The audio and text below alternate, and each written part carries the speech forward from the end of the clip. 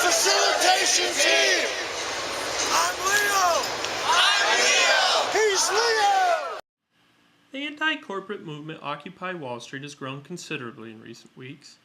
What began as a small group of demonstrators protesting corporate power in politics has now evolved into a growing national movement with demonstrations spreading to cities across the country. On Sunday, GazetteNet traveled to Lower Manhattan's Zuccotti Park to visit the epicenter of the movement. Demonstrators have created a makeshift city there, offering services ranging from medical and legal help to a dining area and library. The protesters were primarily young, but also boasted a fair number of older members in their ranks. They said they had come to New York for a variety of reasons. Some were protesting against hydraulic fracturing, a controversial method of drilling for oil. Others were protesting the large amounts of debt needed to pay for college, while others still said they were rallying against the growing gap between the rich and poor. But most said they were there to protest what they called Wall Street's growing power in American politics. What are you going to wait? Until they take Social Security? Until they end the minimum wage? Rand Paul, thank you very much. The ideas that they have are just awful, just terrible. And every single idea on one side of the aisle is to take stuff from working class people and give it to the rich. And I hate to say it, too many people on the other side of the aisle agree with that, or are willing to compromise. They're afraid to hold their ground because they know that the people who buy their campaigns are just as invested in that meme going forward as they're on the other side.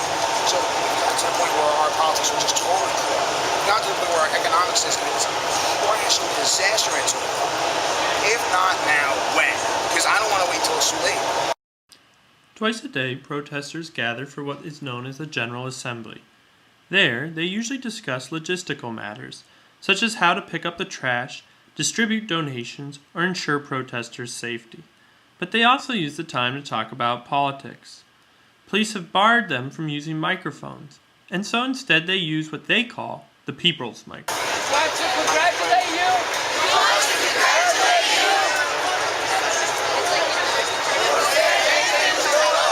For being a people that fight. For being a people that fight.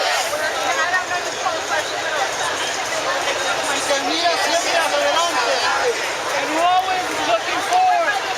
Always looking forward.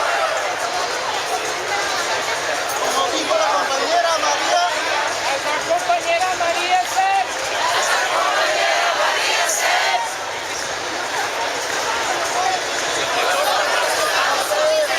We are with you. We are with you.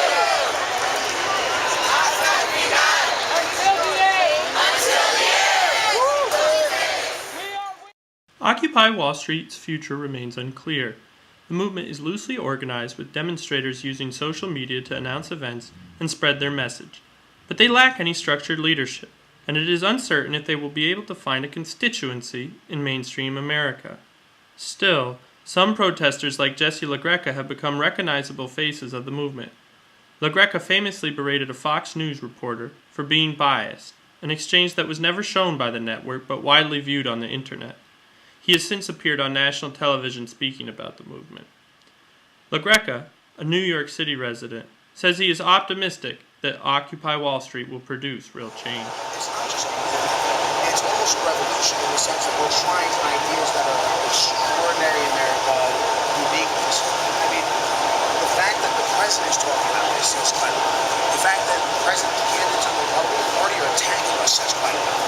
And the reality is they can no longer hold back that change that we really want.